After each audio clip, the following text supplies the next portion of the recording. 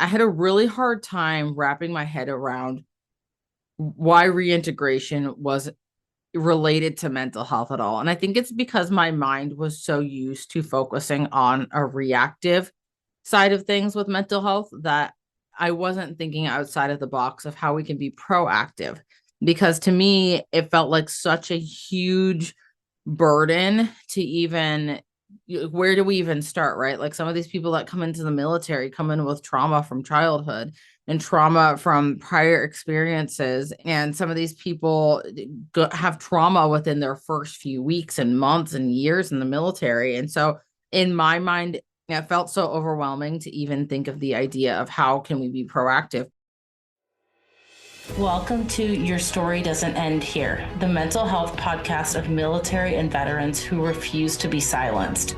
I'm your host, Rachel, and my mission with this podcast is to be a voice for those who don't have a voice, bring awareness to mental health issues, provide value and solutions, and to change the culture when it comes to mental health within the DoD organizations.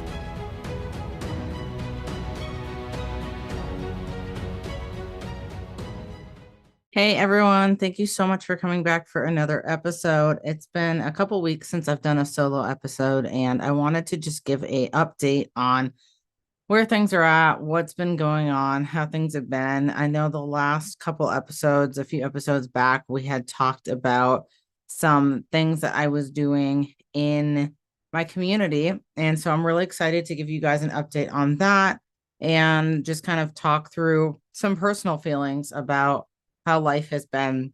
I want to start off by saying that this time of year is rough for me every single year just because seasonal depression kicks in. And I live in Washington State, and thankfully, I don't have to deal with a ton of snow and that gloominess like when I lived in the Midwest. But there is that rainy, gloomy season every year that really hits me hard. And it can make it incredibly difficult as an entrepreneur, as a mom, as someone who's juggling multiple things to really stay on top of things. And one thing that I'll say that I really, really appreciate from the people that are in my circle now is that I have found myself surrounding myself with people who are very honest about their feelings and very honest about why they maybe didn't show up or didn't do something that they said that they were going to do, or had to back out last minute on something. And don't get me wrong, like obviously I'm not hanging out with people that are flakes for every single thing all the time, but when someone tells me, hey, I can't show up to example, a podcast recording, or I can't do this because my mental health has been really bad, or I have ADHD and it's really hard for me to wrap my mind around things. And there's just a lot going on right now in my head, a lot of head clutter. I guess not everyone probably appreciates that, but I definitely do because it helps me feel like I'm not alone. And I found myself oftentimes throughout my life lying about things and reasons why I was late to something or reasons why I didn't get something done. And it makes it really hard to take personal, radical responsibility for something when we can't be honest with ourselves. And that starts with being honest with the people around us. And so I just want to put out that if you're one of those people that tells someone, like, hey, listen, I didn't show up for this, or I didn't get this done all the way, or I need a little bit more of an extension on this deadline because of my mental health. I am one of those people that really appreciates that. So thank you. Thank you so much for that. And thank you for helping break the stigma in that aspect. I want to kind of segue the conversation a little bit here into talking about not feeling alone. Because when I talk about the stuff that I'm doing in my community, and the changes that I am taking such a huge part in when it comes to military and veteran mental health, I found this theme throughout everything. And that theme is people not wanting to feel alone, looking for someone that can relate to us. And when I reflect back on my own life and really just anything, anytime I do a Google search, anytime I have a conversation with someone about something that I'm feeling or something that I just need to talk through because I'm very much a talker. A lot of times, I think deep down inside, I'm looking for validation and I'm looking to not feel alone because that extra little step, that little like oomph of knowing that it's not just me and I'm not crazy can sometimes help push me to that next action step that I need to continue to move forward. And I know that can sound weird to some people sometimes because not everyone needs that, but it's something that I've recognized in myself. And I think that as we have come out of this global pandemic and all the crazy things happening in the world, wars, etc., that we are finding that us as human beings, we're seeking to be connected more than ever. And that's just who we are as human beings. We want to be connected. We're never meant to be alone. And so just a lot of pondering that I've been doing on that aspect. I read an article the other day on LinkedIn. John Cordell, if you know who he is, incredible human being. I connected with him on LinkedIn, I want to say a year ago, and he had posted it. And the article itself was talking about a sailor suicide. I believe it was from 2022. I didn't get through reading the entire article because it was incredibly triggering for me. And the reason it was triggering is because this sailor that had taken his life prior to taking his life was diagnosed with an adjustment disorder. And how this ties into not feeling alone and validation and all those things that I just talked about a few minutes ago is that I felt when I was active duty and I was serving that getting diagnosed with an adjustment disorder was such a blanket diagnosis for so many people in the military, or maybe it's just the Navy. I'm not sure about other branches, but just a way to pass someone off on the lowest level possible, still give them, that little carrot dangling on a stick of, okay, well, we'll give you something because you came into mental health, but we're not going to validate what we actually think you might have because either maybe we're not qualified to do that, or maybe we just don't want to open up that can of worms to tell you that you might have PTSD or depression or anxiety. And what's really interesting to me is that when I separated from service, and some of you may know this from other episodes, is that I was diagnosed with PTSD.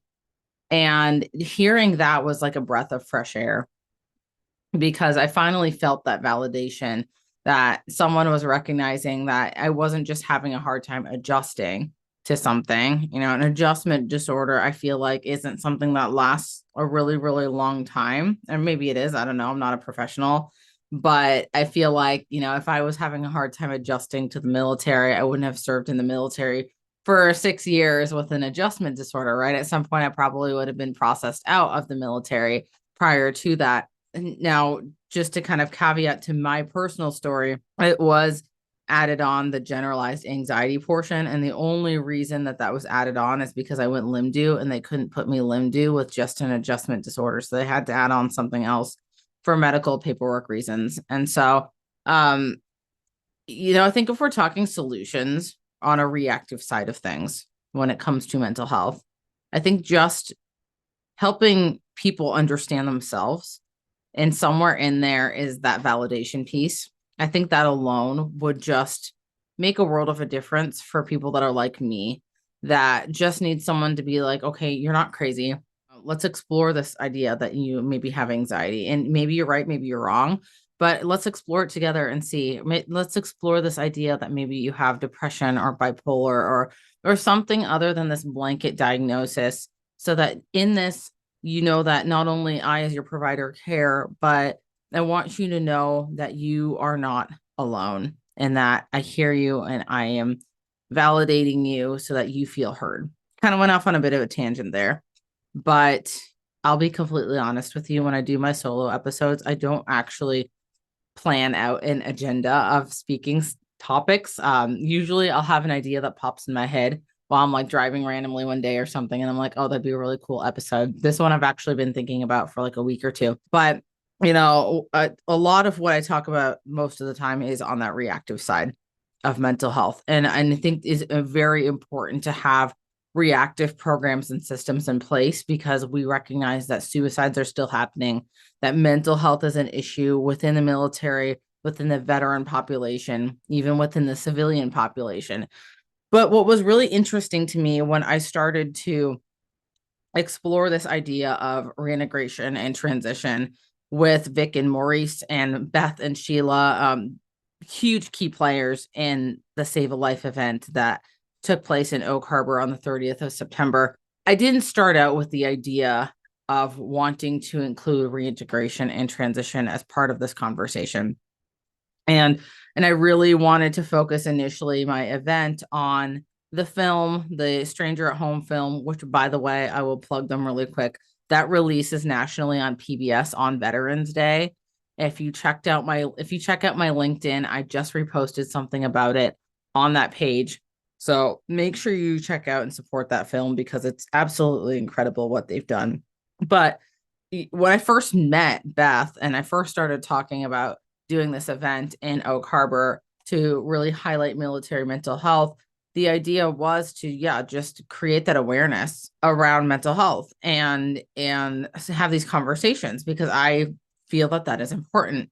It was somewhere down the line, a few months later, that we had that conversation about, okay, this awareness is great, but people are going to want to know what the next step is. What's the action piece? And I didn't really know how to answer that question at first. And that's around that time, Beth had introduced me to Maurice and Vic with the San Diego Veterans Coalition.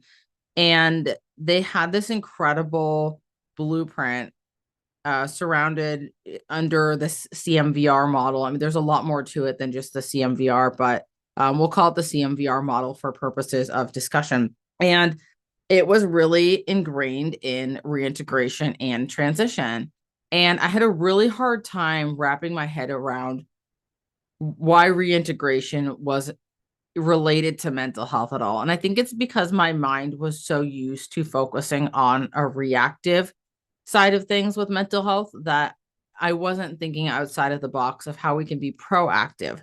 Because to me, it felt like such a huge burden to even, where do we even start, right? Like some of these people that come into the military come in with trauma from childhood and trauma from prior experiences. And some of these people have trauma within their first few weeks and months and years in the military. And so in my mind, it felt so overwhelming to even think of the idea of how can we be proactive. But when I really started to see the pieces fall into place of transition and reintegration, it made so much sense to me.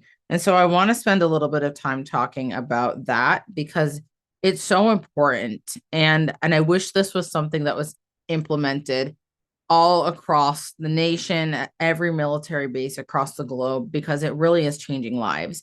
And so what has been created around the CMVR model, there's a couple different things. And I'm going to pull up my copy of the CMVR model here to reference so that I don't forget any major steps. And I'm not going to go through everything here today, but I want to highlight some things that I think would be really, really useful tools. Now, if you have listened to my podcast that I did with Maurice, he actually goes through a lot of this stuff pretty in depth. And so from there, you can check out the CMVR model. You can check out what they're doing on the transition side and the reintegration side, and learn a little bit more about it. And I'm always happy to connect people if you feel that this is something that would be valuable in your community, if you're around a military base, anything like that. So always feel free to reach out to me in that aspect. So a few things that stood out to me, just a couple of highlights that I want to touch on, because again, I think that they're important, is first of all, starting the transition process more than 12 months out. I think that a lot of times on the active duty side, we're told, start working on TAPS and transition things when you're within your 12 months. And what I have found in talking to people that work with these transitioning service members is that within 12 months, you're already behind schedule if you're starting some of these things that should have been started prior to that. And so the first resource that I want to reiterate on is the Managing Your Transition Timeline app. It is incredibly valuable because it takes all the transition pieces and it puts them into a checklist that is in the palm of your hand. And if you're married or, you have a spouse that wants to be part of that too, there's a spouse checklist, and they can also keep track of the service members checklist to make sure that everything's getting done on time. And so I think that alone is worth its weight in gold. It is free, by the way. And it's something that I could have used when I was separating, because the transition process, there's so much going on. I'm grateful that I was LIMD when I separated and I had that time to really focus on what I needed to do and process mentally a lot of it. But I still think that there's a lot of pieces that I missed, that having just that extra checklist there to help would have been incredibly valuable for me.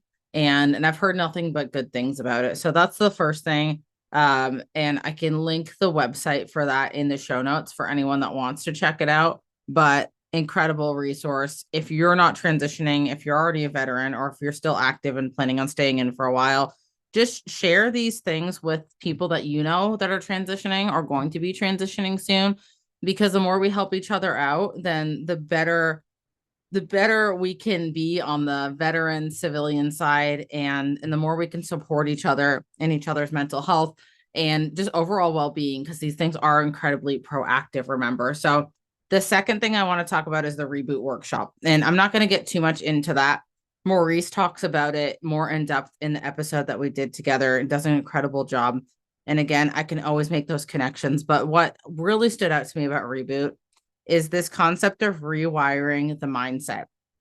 So understanding that when we join the military, it is a rewiring process of our brains to serve in the military. Now, when we get out of the military, no one is making sure that we rewire our mindset to be civilians or to no longer be in the military. And if you've listened to the past couple of episodes that I've done, and you understand that process of, it's literally like dopamine hits when we're serving, these constant dopamine hits of like, oh, good job, you get an award, good job, you volunteered so many hours, good job, you ranked up. It's constant like chasing something all the time. And when we get out, we no longer have that. And so it really is so much of a mental transition that no one's really talking about.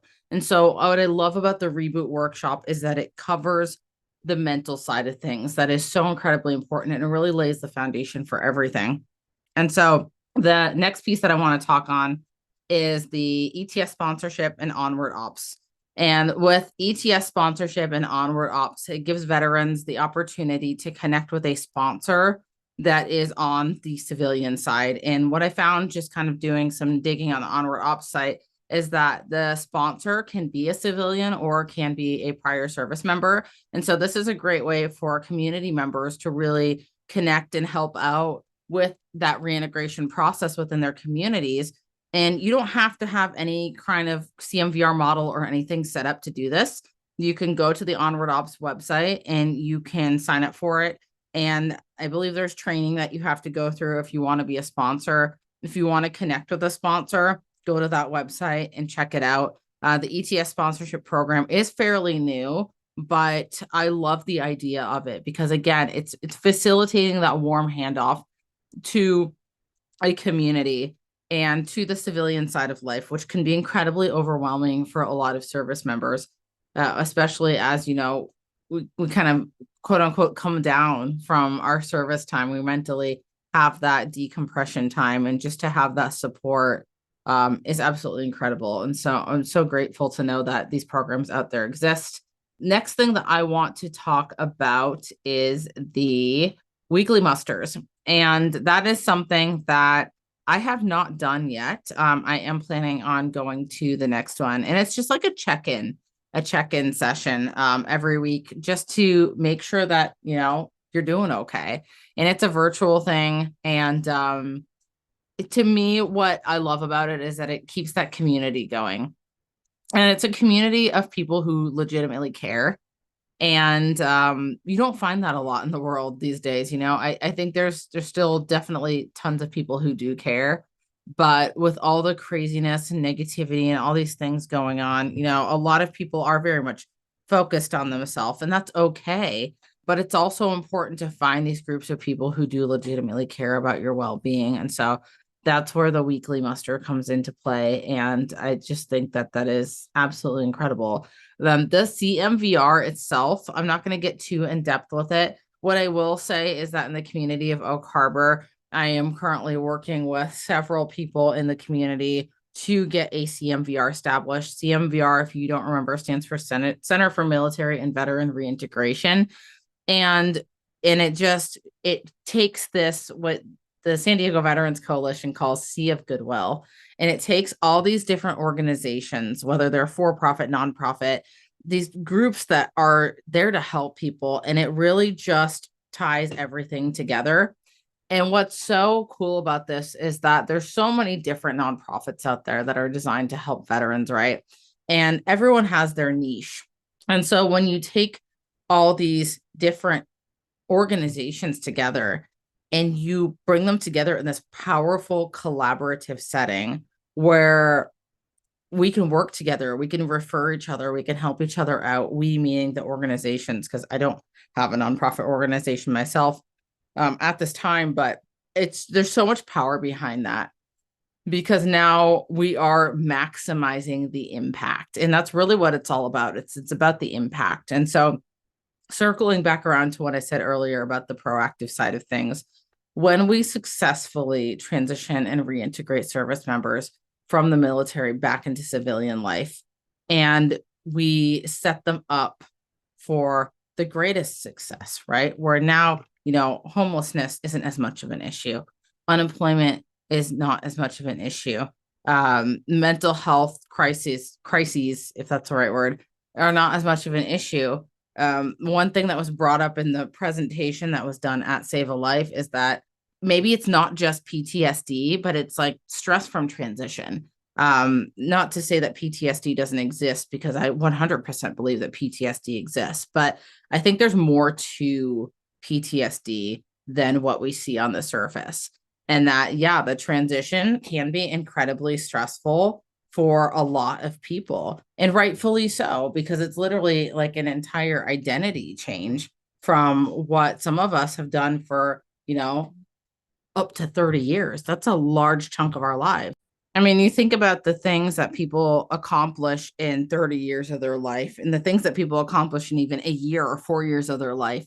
And so to do something for so long, really any extended period of time, and then to change that, it's a lot for people to handle. And so I wouldn't I don't have one doubt in my mind that PTSD is absolutely attributed with the transition, if that transition out of the military is not a successful one, and successful meaning supported, having the tools, the people, the organization set in place, and understanding that when we join the military, everything is kind of facilitated for us. We have sponsors, we have programs and systems set in place, and granted, they might not always flow the greatest, right?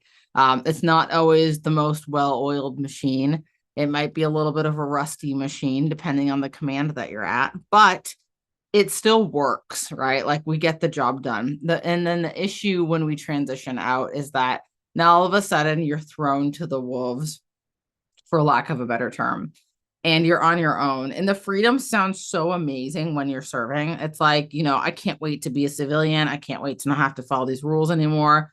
But I just remember it being so overwhelming. It was like too much at once, which is really crazy to think back and say. And I've been out for 2 years now, and I still struggle with some of these things. And that's where I say that these programs would have been incredibly helpful for me. And so I'm so excited to see these tangible changes taking place in Whidbey Island, in Oak Harbor, and right where Naval Air Station Whidbey Island is rooted. And people really struggle up here. I talked at the beginning of the episode about how I have seasonal depression. I'm not alone in having seasonal depression. And some of these people come from sunny states. Some of these people come from places where they're not used to this kind of isolation. And if you're familiar with Whidbey Island, it really is kind of an isolated part of Washington. We are connected to the mainland. Like, you can drive on the north end of the island, or you can take the ferry off the south end of the island. It's not like we're like isolated, but it still is, to get to what I call civilization, it's like 45 minutes to an hour plus away. Seattle, hour and a half to 2 hours away. And for some people, that's a huge shift in environment. And environment is so important when it comes to how we feel, our mental health, our well-being. And it really just warms my heart to know that I'm finally able to take part in something that is so much bigger than me. And I say finally, recognizing that I've been doing this podcast for it will be 2 years here coming up in a few weeks, I believe. I don't remember the date that I launched it, but I think it's November 2021. And the podcast has been absolutely incredible. It really has. And that action piece, though, I mean, that really ties everything together. And so that's what I'm working on in the community, though. That's kind of the results of the event Save a Life. There is going to be a virtual version of Save a Life for those of you who are out of the state of Washington and want to support and check it out. For those of you who were not able to make it to the event on Veterans Day, we're going to be doing a virtual screening of the event. So as I have more details about that, I will put it out on social media. So on LinkedIn, on Instagram, on the Facebook page, make sure you follow those. And that's where the information will be about that event. So please make sure you check it out and support the work that is being done to really fully support service members and veterans. On the other side of things, I have started to be more active in my community. I know I have alluded a few times in prior episodes to working on programs to really help with the active duty side of things, because I think that often active duty is forgotten and that active duty really does matter. And especially when it comes to mental health. And so one of those big pieces when it comes to changing the culture, which is a huge part of the mission of this podcast, is leadership. And so what I have began to do is be more active in my community. Story Shifters is what it's called. And the focus of that community is to really focus on leadership and building better leaders in the active duty community. Veterans are welcome to be a part of that community as well. That is a Facebook community. So I will make sure that I post the link in the show notes for that community for anyone who wants to join that. And then very soon here in the next couple of weeks, I'm going to be launching some mentorship, one-on-one and group programs for people in the military who want to learn more about how to be a better leader. When I was serving myself, I started deep diving into studying these topics more towards the end of my service, but I feel that had I started to learn these things very early on in my career, that it really would have changed the way that I viewed my service and that I viewed myself as a leader, because you truly are a leader from day one, whether you are led to believe that or not. You are. There's always someone that looks up to you, whether you've been in a week and the person that is in the delayed entry program is looking up to you, or if you aren't even in yet, right? You're in the delayed entry program, but someone who has not joined the military and maybe they're a high schooler, they're looking up to you. And so if you view yourself as a leader in every situation that you're in and start learning the tools to really cultivate yourself as a leader, I really feel that it's going to make a huge impact on our military. And I'm hearing from people that are serving that the Navy, at least, and even other branches are finally starting to deep dive a little bit more into leadership and focusing more on leadership. And so that is a wonderful step in the right direction that I hope continues in the right direction. And there's a lot of other organizations that are doing incredible work on the leadership and the mental health side of things to support active duty as well. So stay tuned, though, for what I'm working on, and stay tuned for what is happening in Whidbey Island, in Oak Harbor. And if you know of any CMVRs in your community, or you want to start a CMVR, you're just intrigued on more information that maybe you can pass on to leaders of your community, please reach out. The email address for this podcast is yourstorydoesn'tendhere@gmail.com. You can also email podcast@ysdeh.com and let me know your thoughts. Let me know if you want to be connected to anyone. The goal here is really to change the culture when it comes to mental health within the DoD organizations. And that itself is going to be huge, huge, huge in saving lives and impacting active duty military families and veterans, and even the next generations that are coming up. And so, again, as always, I want to thank you all for supporting the podcast. Thank you to those who are part of the listener support program. And thank you for those of you who have just simply left a rating, a review, shared the podcast on your social media, told a friend about it. I heard a few weeks back, someone had said that the podcast is pretty popular in their group or their circle, people that they knew. And, I don't hear it a lot. Every once in a while, someone will reach out and tell me about an episode or something that really impacted them. But those kind of messages are what warm my heart so much and let me know that I am doing the right thing here. And this truly is my passion. So thank you for allowing me the space to live my passion and my purpose and change lives. So make sure you follow the social media pages for those updates. Make sure you continue to share the podcast. If you have not left a rating and a review yet on Apple, please do. I think Spotify lets you rate as well. It just doesn't let you review. That's okay. It all helps. And a lot of that is free. I think everything I listed is free. So thanks again, guys, for tuning in, and we will see you next week. Thank you for taking the time to listen in today. With your support, we are able to increase awareness of the mental health issues affecting service members and veterans today, with the goal of creating positive change. If you got value from this episode, please take 30 seconds to subscribe and share this episode within your own network. Until next time, remember, your story matters, your mental health matters, and your story doesn't end here.